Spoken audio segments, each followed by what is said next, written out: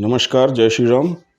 स्वागत है आज के वीडियो में। तो आज जो पहला वीडियो है उसमें हम लोग थोड़ा देश की बातें करेंगे और दूसरा वीडियो बनाऊंगा थोड़ी देर में, तो उसमें मैं फिर थोड़ा सा इंटरनेशनल इश्यूज पे बात करूंगा, क्योंकि अक्सर लोगों का इंटरेस्ट देश के मामलों में ज़्यादा रहता है। तो 4-5 चीज़ें हैं जिन पे आज हम लोग बात करेंगे। उसमें से 2 चीज़ें ऐसी होंगी कि जो आपने स्किप कर दी होंगी या शायद नहीं सुना होगा उसके बारे में। कुछ ऐसी न्यूज़ होती हैं पॉजिटिव, जो अक्सर हमें नहीं बताई जाती हैं या मीडिया उनको बड़ा हल्के से दबा देता है, साइड में कर देता है या छोटी-सी न्यूज़ चला करके छोड़ देता है। और वो पॉजिटिव न्यूज़ ज़रूरी होती हैं आपको हमको समझने के लिए, क्योंकि देश के अगेंस्ट में जो एक नैरेटिव चलाया जाता है, उन नैरेटिव्स का जवाब इन खबरों में होता है। वो मैं आगे आपको एक्सप्लेन करूँगा। तो इसलिए आप हमारे साथ जुड़े हुए हैं, तो हम चाहते हैं कि एक समझदार और एक आर्गुमेंटेटिव पब्लिक तैयार हो, जिसको कि फैक्ट को देखना, ढूंढना, खंगालना और अपने दिमाग में हमेशा रेडी रखना आना चाहिए, ताकि जब आपको कोई उल्टी सीधी नैरेटिव या बकवास सामने से परोसी जाए तो आप उसका तुरंत खंडन कर सकें कि ये फालतू बात है, ऐसा नहीं है, सच्चाई ये है। तो उस पे आएंगे अभी। अ, अब अभी खबर ये आई है कि आज मेरे ख्याल से राजस्थान में प्रचार का आखिरी दिन है चुनावों के, और कल भारतीय जनता पार्टी की तरफ से कांग्रेस के खिलाफ चुनाव आयोग में शिकायत की गई थी कि कांग्रेस ने असल में 7 गारंटी करके एक घोषणा पत्र में चीज़ें डाली कि ये चीज़ें हम आपको देंगे, इनकी हम गारंटी ले रहे हैं, एटसेट्रा एटसेट्रा। और साथ में एक फ़ोन नंबर दिया गया कि इस पे आप मिस्ड कॉल मार के अपने आप को रजिस्टर कर दें।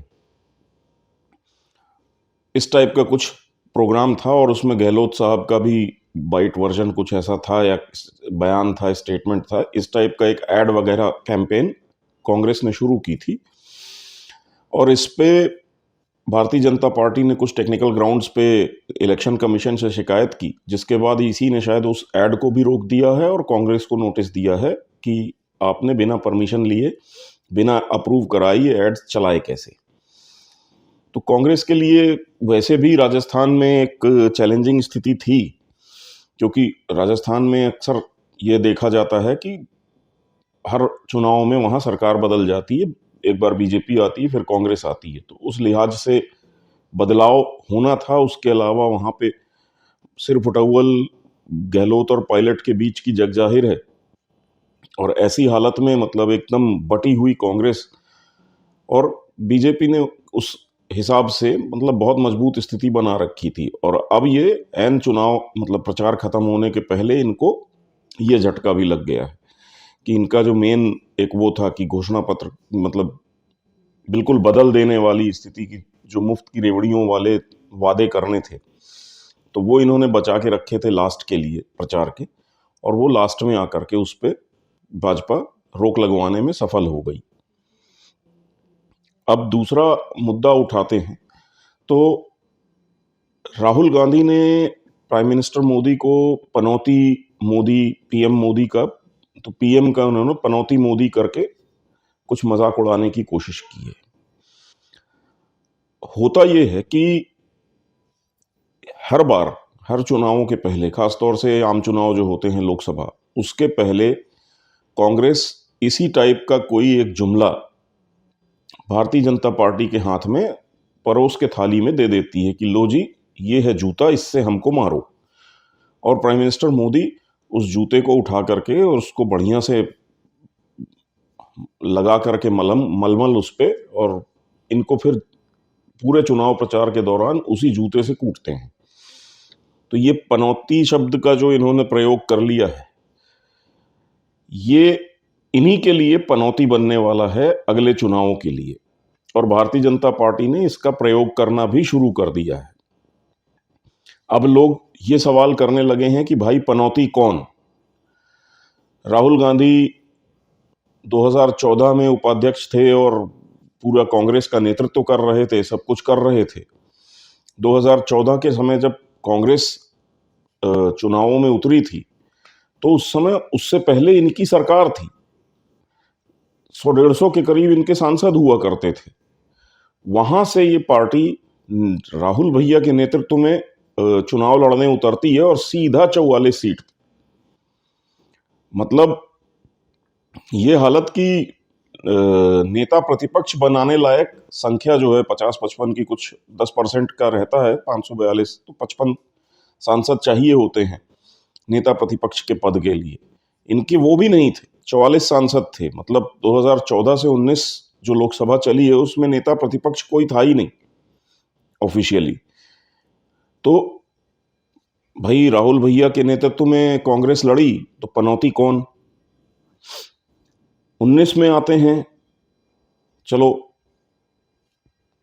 ये माना जाए कि मोदी सरकार को 5 साल हो गए थे, तो एक एंटी इनकम्बेंसी आता है और उस लिहाज से जायज है या स्वाभाविक है कि 282 से सीटें कुछ कम हो जाएं, तो एक अंडरस्टूड सी बात है।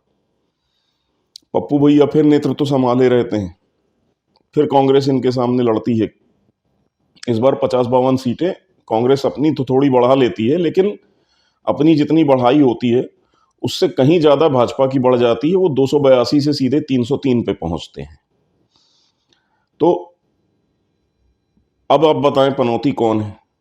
और अब तो कांग्रेस के भीतर आवाजें उठने लगी हैं। कुछ वरिष्ठ नेता दबी जबान से ये खुद कहने लगे हैं या मानने लगे हैं कि असली पनौती तो हम लोगों के लिए राहुल गांधी खुद है। इस पूरे चुनावों में अगर आप देखें तो राजस्थान में गहलोत साहब ने आखिरी तक राहुल गांधी का विरोध किया कि ये आके प्रचार ना करें। इनको बहुत आखिरी स्टेज पर मौके मिले हैं अभी 2-3 दिन पहले कि जाकर के ये प्रचार करें, और वहां पे भी इन्होंने फिर वही भंड मारी कि अडानी ऐसा अडानी वैसा और मोदी पनौती और भारत माता कौन है। मतलब जिस चीज का खौफ था गहलोत साहब को, वो तो वैसे ही चुनाव हार रहे थे। बुरी तरह से हारना और एक नॉर्मल तरीके से सब मतलब सम्मानजनक तरीके से हारना दो चीजें होती हैं। तो गहलोत साहब ससम्मान हार के निकलना चाहते थे। राहुल भैया को शायद सम्मान पसंद नहीं है। इन्होंने बोला नहीं, हम तुमको ऐसा जलील करेंगे और इतनी बुरी तरह हरवाएंगे कि पीढ़ियां याद रखेंगी। तो वो व्यवस्था ये कराए वहां जाकर के। तो पनौती कौन है? पनौती तो खुद भाई साहब है।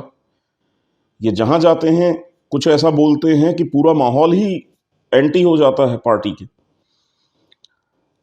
भाई साहब ने एक इंडी अलायंस बनाया, बड़ा धूमधाम से बनाया, और यहां मीटिंग हो रही, वहां मीटिंग हो रही, ये सारे नेता वो सारे नेता। आज आप देखिए उसी इंडी अलायंस के लोग इन्हीं को गाली दे रहे हैं। मतलब सीपीआई आज इनको ये कह रही है कि अब तुम केरल में आना नहीं चुनाव लड़ने।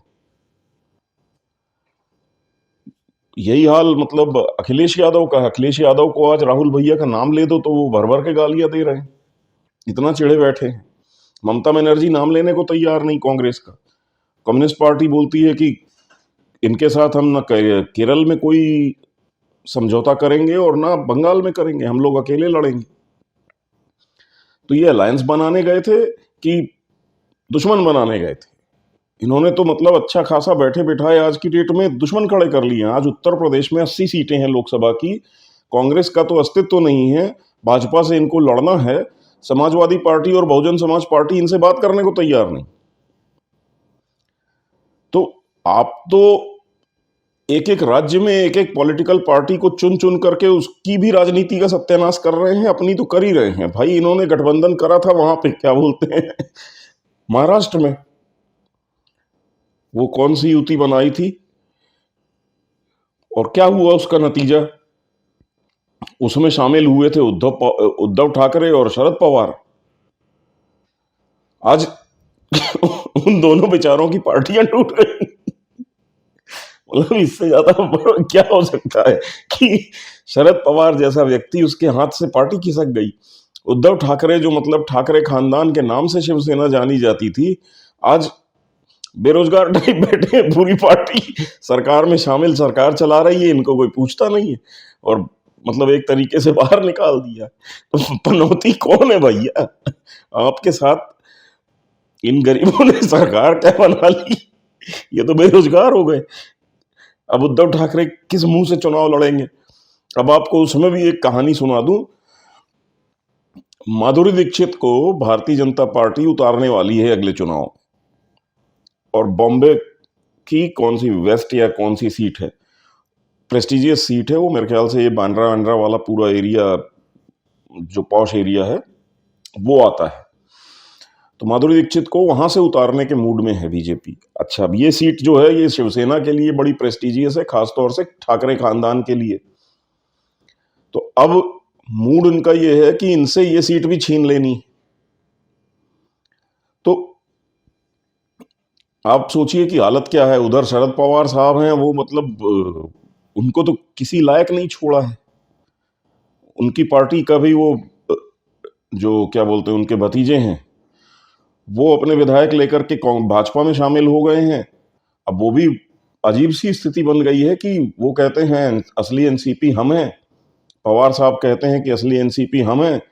उसका ऑफिशियल कोई बंटवारा करने को तैयार नहीं, क्योंकि पवार साहब को डर लगता है कि अगर गिनती विनती होने लगेगी तो अभी तो ऐसा है कि पवार साहब के नाम के साथ एनसीपी जुड़ा हुआ है, कहो वो भी चला जाए। यही हाल उद्धव ठाकरे का है। आज अगर उद्धव ठाकरे बोलते हैं कि कानूनी कार्रवाई की जाए और सब हिसाब किताब किया जाए कि हम शिवसेना हैं कि हमारा जो बागी हुआ गुट है वो शिवसेना है, तो गिनती के बाद तो वो वाला गुट आगे आ जाएगा, क्योंकि सत्ता भी उन्हीं के पास है। तो पनौती तो आपने मतलब उन विचारों को जो आपके साथ गठबंधन में थे कहीं का नहीं छोड़ा। अखिलेश यादव तो आज भी इस बात को लेकर के खुद को कोसते हैं कि कांग्रेस के साथ उन्होंने मिलकर चुनाव लड़ लिया था। उसका नतीजा यह है कि वो पिछले 2 चुनावों में हारते जा रहे हैं, और आज की डेट में अखिलेश यादव की भी हालत यह है कि ज्यादा दिन उनसे भी पार्टी नहीं संभलने वाली। उनके यहां भी बगावत के सुर उठने लगेंगे। नीतीश कुमार हैं, वो अलग ही गाली दे रहे हैं इनको कि बड़े लोग हैं, बड़े बिजी रहते हैं, व्यस्त रहते हैं, अब उनसे क्या बात करें। मतलब अगर देखा जाए तो राहुल भैया ने गजब की राजनीति की है कि कोई इनसे बात करने को तैयार नहीं है विपक्ष में, और इनको लगता है कि हम प्रमुख विपक्षी दल हैं और हम प्राइम मिनिस्टर मोदी को चुनौती देंगे। अरे आप 10 पार्टियां अपने साथ नहीं जोड़ पा रहे हैं, किस मुंह से आप उल्टे सीधे शब्दों का प्रयोग करके राजनीति का स्तर गिराते रहते हैं? पता नहीं इनके भाषण कौन लिखता है, कौन इनको एजुकेट कर रहा है पॉलिटिक्स में, और बाकी का ज्ञान इनको कौन देता है, समझ से परे। और ये हालत उस व्यक्ति की है जिसका कि खानदान पिछले 50 सालों से ज्यादा हो गया सत्ता में बैठा हुआ है भारत की। ये दादी और नेहरू जी और राजीव जी और पता नहीं क्या क्या की बात करते हैं, राजनीति की एबीसीडी तो सीख लेते हैं इन लोगों से। विचित्र स्थिति है।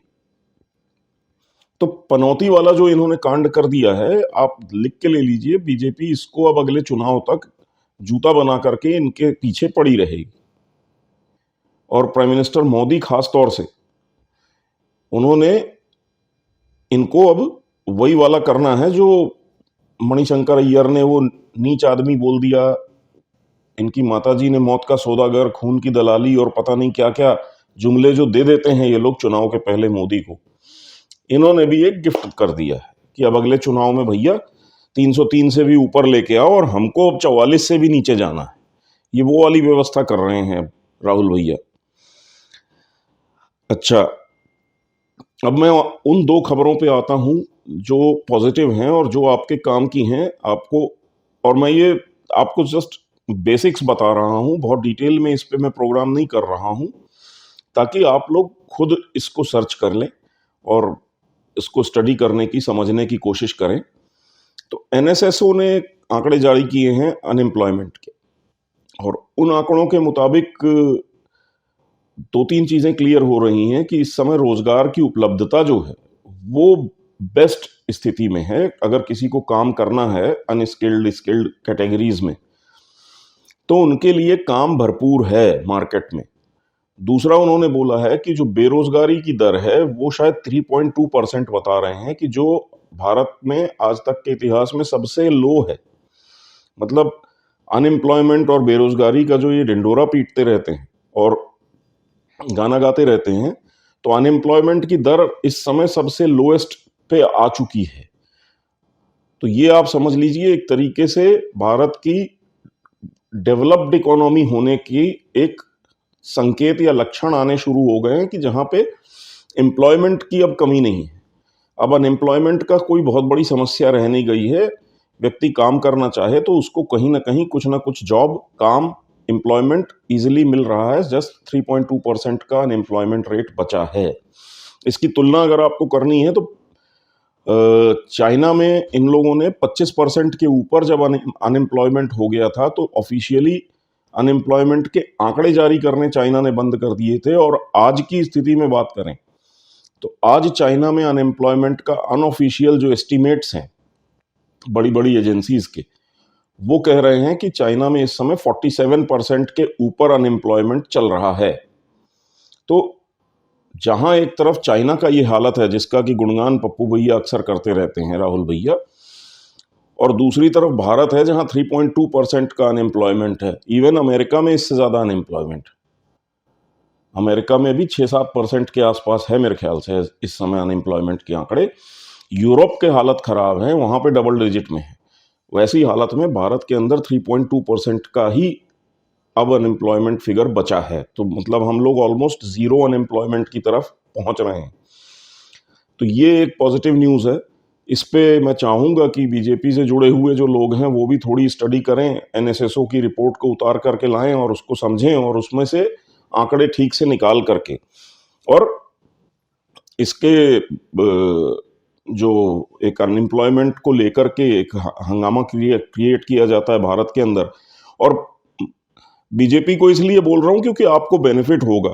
मुझे कोई बहुत प्यार मोहब्बत नहीं है बीजेपी से, लेकिन समस्या क्या है कि ये अनएम्प्लॉयमेंट है भारत में, ये चाइनीज फंडेड प्रोपेगेंडा, तथाकथित जो स्वयंभू बुद्धिजीवी जिन्हें मैं कहता हूँ, जेएनयू, और जो हमारे मीडिया में बैठे रहते हैं, ये एंकर टिंकर जो होते हैं, जो पढ़े लिखे तो कितना है पता नहीं, लेकिन विशेषज्ञ हर चीज के होते हैं, ये लोग हंगामा किए रहते हैं कि बेरोजगारी है, बेरोजगारी है। मतलब चुनाव लड़े जा रहे हैं बेरोजगारी भत्ते के नाम पे और इसके उसके नाम पे, जबकि आंकड़े आकर के रखे हुए हैं कि जस्ट 3.2% का अनएम्प्लॉयमेंट फिगर है। तो इस पर थोड़ी सी रिसर्च करके, स्टडी करके, मैं चाहूंगा कि इसको मेन स्ट्रीम में लाया जाए, इन आंकड़ों को पेश किया जाए, ताकि जनता तक ये मैसेज पहुंचे, और खासतौर से युवाओं को, क्योंकि ये अनएम्प्लॉयमेंट है, बेरोजगारी है जी, कुछ नहीं हो रहा देश में, आप युवा वर्ग जो है उसको अननेसेसरली डिमोरलाइज कर देते हैं, हतोत्साहित कर देते हैं। वो बेचारा परेशान होने लगता है कि मैं पढ़ लिख के निकलूंगा, मेरे लिए काम नहीं। तो ये जिम्मेदारी सबकी बनती है कि आप एनएसएसओ की साइट पे जाएं, वहां से वो रिपोर्ट उतारें, पढ़ें, खुद स्टडी करें, समझें, या किसी एक्सपर्ट के साथ बैठ करके कि भैया इसमें से मेरे को काम के पॉइंट्स और आंकड़े जो इजीली समझाए जा सकें लोगों को, वो निकाल करके आप लोग इस पे बात करना शुरू करें। दूसरी बात, इकोनॉमिक टाइम्स में अभी एक बहुत छोटी सी न्यूज आई। अब वो छोटी सी न्यूज आपको मैं क्या बताऊं, अब हमारा जो मीडिया है, जो बड़ी खबरें होती हैं उनको छोटा सा बना करके एक कॉलम में छोटा सा बना देता है। इकोनॉमिक टाइम्स का कहना है कि इंडिया अब क्वालिटी क्रैकडाउन करने जा रहा है। क्वालिटी क्रैकडाउन का मतलब है कि जो चाइनीज प्रोडक्ट इंडिया में इंपोर्ट हो रहे हैं, अब भारत सरकार का कहना है कि हमको उस पे बीआईएस, मतलब जो ब्यूरो ऑफ इंडियन स्टैंडर्ड्स है, बीआईएस, उसका क्वालिटी चेक चाहिए, तभी आप माल इंडिया में बेच सकते हैं। हमें मतलब नहीं है कि चाइना में इसको कौन सा टेस्ट और कौन सा सर्टिफिकेट मिला है, हमें हमारे इंडियन कंप्लायंसेस के हिसाब से टेस्ट चाहिए। इसमें पहले भारत ने बीआईएस सर्टिफिकेट कंपलसरी किया था करीब 150-60 उत्पादों पे। अब 500 से ज़्यादा उत्पादों को इस कैटेगरी में ले आ दिए हैं, जिसमें कि मतलब जूते चप्पल से लेकर के एयर कंडीशनर्स से लेकर के और खिलौने हैं, इस टाइप की चीज़ें हैं। अब भारत क्या कर रहा है कि इस क्वालिटी चेक की कैटेगरी में हर वो प्रोडक्ट ला रहा है जिसकी मैन्युफैक्चरिंग भारत में काफ़ी मजबूत या स्ट्रांग हो गई है। जैसे खिलौनों के मामले में हमने चाइना से इंपोर्ट काफ़ी कम कर दिया। मेड इन इंडिया खिलौने इस समय काफ़ी तेज़ी से बनने शुरू हो गए हैं। तो बीआईएस में इसको खिलौनों को ले आए ताकि ये हमारी इंडस्ट्री और मजबूत हो। जो बचा कुचा 30-40%, 25% जो भी आ रहा है चाइना से, वो भी रुक जाए। क्योंकि ऑब्वियस सी बात है कि जब आप बीआईएस के लिए जाएंगे तो आपको एक मिनिमम स्टैंडर्ड है क्वालिटी का, वो मेंटेन करना पड़ेगा और उसमें फिर उसकी कॉस्ट बढ़ेगी। प्रॉब्लम आप सोचिए कि कितनी खतरनाक है कि भारत में अगर आप कोई चीज़ मैन्युफैक्चर करना चाहते हैं, कि आपने सोचा चलो मैं खिलौने बना के बेचूंगा, तो भारत में आपके लिए बीआईएस लेना कंपलसरी है। लेकिन आपके बाजू में दूसरा आदमी है, वो चाइना से अगड़म बगड़म कुछ भी खरीद के ला रहा है और बेच रहा है, उसको बीआईएस की कोई कंपल्सन नहीं है। तो ऑटोमेटिक सी बात है, जब आप एक मिनिमम क्वालिटी को मेंटेन करके प्रोडक्ट बनाएंगे तो आपकी कॉस्ट ज़्यादा होगी और वो घटिया से घटिया माल चाइना से ले आएगा और आपके सामने आपसे सस्ता बेचेगा तो आपको तकलीफ होगी। तो ये एक सिस्टम बना हुआ था देश के अंदर और ये पूर्व जो सरकार थी, जो महान अर्थशास्त्री की सरकार थी, ये उनके काल का था कि उन्होंने चाइना को हर तरह की छूट दे रखी थी कि आप कुछ भी बना करके भेजिए और यहाँ पे बिकेगा। भारतीय मैन्युफैक्चरर्स जो हैं उनको बीआईएस का पालन करना पड़ेगा। तो अब इस गवर्नमेंट ने, मोदी गवर्नमेंट ने 500 और प्रोडक्ट्स को इस कैटेगरी में ला दिया है कि अब आपको इनके लिए भी बीआईएस सर्टिफिकेशन चाहिए होगा, जिसमें मतलब हर तरह की चीजें हैं। सरकार का कहना है कि आगे चल के हम 1500 से 2000 प्रोडक्ट्स को इस कैटेगरी में डाल देंगे। तो कुल मिलाकर के स्टेप बाय स्टेप गवर्नमेंट जैसे जैसे जिस जिस प्रोडक्ट कैटेगरी की इंडस्ट्रीज इंडिया में डेवलप होने लगी हैं, उन प्रोडक्ट्स को सरकार बीआईएस में, चाइना के प्रोडक्ट्स को बीआईएस की कैटेगरी में डाल रही है कि बीआईएस लेना पड़ेगा ताकि इंडियन मैन्युफैक्चरिंग को सपोर्ट मिले। तो ये एक इम्पॉर्टेंट चीज़ है। अब धीरे धीरे कैपेसिटी बिल्डिंग होती है। फॉर एग्जांपल आप को मैं लेता हूँ एसी, क्योंकि इस लिस्ट में अभी वो एसी, एयर कंडीशनर्स, उसको इंक्लूड किया गया है। एसी के अंदर कंप्रेसर की मैन्युफैक्चरिंग जो है, तो वो समझ लीजिए कि भारत के अंदर जो कंपनीज कंप्रेसर बना रही हैं, उनकी साल की कैपेसिटी है करीब 35 से 40 लाख कंप्रेसर बनाने की। मतलब 35 से 40 lakh air conditioners India, made in India बनाए जा सकते हैं। भारत के अंदर जो खपत है, जो बिक्री है साल की, वो 1 करोड़ 10 लाख, 1 करोड़ 20 लाख के आसपास है। मतलब अभी भी जो हमारी क्षमता है, कैपेसिटी है मैन्युफैक्चरिंग की, कंप्रेसर्स की, उससे दुगना 3 गुना हमारी अपनी मार्केट। तो आप समझ सकते हैं कि अभी एयर कंडीशनिंग के जो कंप्रेसर्स हैं उसकी मैन्युफैक्चरिंग में कितना स्कोप बाकी है, क्योंकि अब ये इसमें आ गया है बीआईएस की कैटेगरी में कि जो चाइना से इंपोर्ट होंगे कंप्रेसर, उनको बीआईएस अप्रूव्ड होना पड़ेगा। तो ऑटोमेटिक सी बात है कि उनकी क्वालिटी इंडियन कंप्रेसर जो है उनके बराबर में रखनी पड़ेगी और अगर वो करते हैं तो उसकी कॉस्ट बढ़ेगी, उसकी कॉस्ट बढ़ेगी तो इंडियन मैन्युफैक्चरर्स को फायदा होगा। तो ये एक चांस है। तो यहाँ पे इंडियन मैन्युफैक्चरर्स आगे आकर के, अभी अगर 30-40 लाख कंप्रेसर की कैपेसिटी है तो 70-80 लाख कंप्रेसर और बनाए जाने की क्षमता तो सिर्फ भारतीय मार्केट की है। उसके अलावा फिर आप इतना ही मार्केट एक्सपोर्ट की पकड़ सकते हैं। तो इंडिया में मैन्युफैक्चरिंग के लिए अभी बहुत स्कोप बाकी है और गवर्नमेंट जो है उसमें पूरी कोशिश कर रही है। लोग उठ करके बोलते रहते हैं अभी भी क्या फ़र्क पड़ा है, चाइना से इतना इंपोर्ट हो रहा है जी, ये हो रहा है। भाई अगर 1 करोड़ 10 लाख एसी बिक रहे हैं और हमारे यहाँ 30-40 लाख एसीओं के ही कंप्रेसर बन रहे हैं, तो बाकी के 80 लाख एसी में फिट करने के लिए हम कंप्रेसर कहाँ से लाएं? तो मजबूरी है। अब सरकार बैठ के कंप्रेसर तो बनाएगी नहीं, कंप्रेसर बनाना है प्राइवेट कंपनीज को। वहां पे एक ये जो प्रॉब्लम मैंने आपको बताई कि बीआईएस वाली, कि भारत में अगर कोई कंपनी ऑपरेट करेगी तो उसको बीआईएस के सर्टिफिकेशन लेने पड़ेंगे। लेकिन अगर वही कंपनी चाइना से कंप्रेसर ला करके एसी में असेंबल कर देती है, अपने एसी में फिट करती है, तो चाइना वाले कंप्रेसर के लिए पहले बीआईएस की कोई रिक्वायरमेंट नहीं थी। अब जो कंपनी एसी की असेंबलिंग करके बेच रही, क्योंकि एसी में क्या होता है, एसी के मैक्सिमम कंपनीज जो हैं, ब्रांड्स जो आप देख रहे हैं, उसमें से एक दो कंपनीज को छोड़ दें, जैसे हिताची है वो अपने कंप्रेसर्स बनाती है, कैरियर है वो अपने कंप्रेसर बनाती है, बाकी मैक्सिमम कंपनीज जो हैं वो इन्हीं कैरियर, हिताची, इनके कंप्रेसर्स यूज करते हैं। बाकी ये बॉक्स डब्बा और प्लास्टिक कवर और वो कूलिंग कॉइल और बाकी सारी चीजें जो हैं, ये सब अपना इधर उधर से बना बनू के लगा करके असेंबल करके एक एसी बना करके मार्केट में बेच रही होती हैं सारी कंपनियां।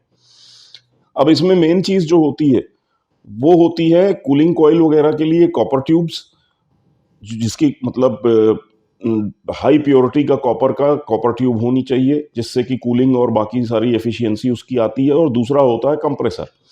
ये दो आइटम मेन होते हैं किसी भी एयर कंडीशनिंग यूनिट के अंदर। बाकी तो छोटा मोटा इलेक्ट्रॉनिक कंट्रोलर और स्विचेस वगैरह होते हैं, वो तो मतलब आप समझ लो कि एसी का एक बहुत छोटा सा हिस्सा है। एसी के अंदर दो कंपोनेंट्स मेन है, कूलिंग कॉइल जो कॉइल होती है हीट एक्सचेंजिंग के लिए, और कंप्रेसर। इंडिया के अंदर कंप्रेसर की भी इस समय शॉर्टेज है, हमारे यहाँ उतनी मैन्युफैक्चरिंग नहीं है, और कॉपर ट्यूब्स की भी शॉर्टेज है, उसकी भी हमारे यहाँ बहुत ज़्यादा मैन्युफैक्चरिंग अभी नहीं है। तो इन दो एरियाज में ही आप समझ लीजिए कि बिलियंस ऑफ डॉलर साल का काम करने के लिए, इंडस्ट्री लगाने के लिए, इन्वेस्टमेंट करने के लिए स्कोप है। ऐसे मतलब बोला ना आपको, 1500 से 2000 प्रोडक्ट कैटेगरीज में ये चीज़ लागू होगी। तो जिनको भी बिजनेस और बाकी सारी चीज़ें डेवलप करनी है, वो ये वाला नोटिफिकेशन जो है उसको देखें और बीआईएस की वेबसाइट्स वगैरह को खंगाल के देखें कि ये 2000 प्रोडक्ट कैटेगरीज क्या हैं, और इनमें अब आप लोग मैन्युफैक्चरिंग और बाकी सारी काम जो भी बिजनेस है उसमें आप जा सकते हैं, या अपने लोगों को जो भी जान पहचान के हैं उनको आप इस पे थोड़ा ध्यान दिलाएं कि इस पर ध्यान दें। और हम जब तक अपने यहाँ मैन्युफैक्चरिंग नहीं शुरू करेंगे, हम चाइना से इंपोर्ट को कैसे रोक सकते हैं? भाई बैन तो नहीं लगा सकते हैं, क्योंकि WTO वर्ल्ड ट्रेड ऑर्गेनाइजेशन के हम भी सिग्नेटरी हैं, चाइना भी सिग्नेटरी है, तो हमारे ऊपर अंतर्राष्ट्रीय प्रतिबंध लगने लगेंगे अगर हमने चाइना पे प्रतिबंध लगा दिया। उसका सबसे अच्छा तरीका तो यही होता है कि ऑटोमेटिक आप ऐसी व्यवस्था बना दें कि अगर भारत में कोई चीज़ सस्ती मिल जाती है तो हम उसको चाइना से इंपोर्ट करके महंगा ला करके क्यों यूज़ करेंगे।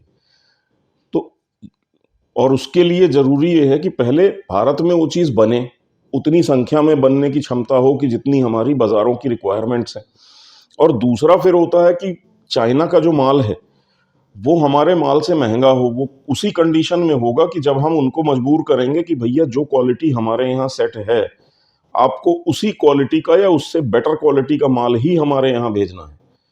जिस दिन वो क्वालिटी मैच करने लगेंगे, उनका माल महंगा होने लगेगा, ऑटोमेटिक हमारे जो मैन्युफैक्चरर्स हैं उनको बेनिफिट मिलेगा।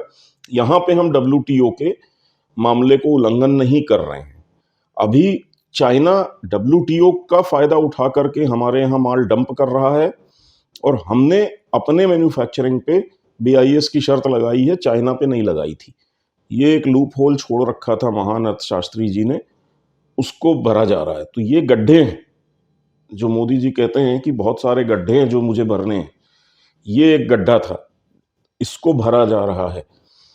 तो आज के लिए जो डोमेस्टिक न्यूज़ वाली वो है, इसको यहाँ रोकते हैं। थोड़ी देर के अंदर हम लोग इंटरनेशनल मामलों पे कुछ डिस्कशन करेंगे। जय श्री राम, धन्यवाद, नमस्कार।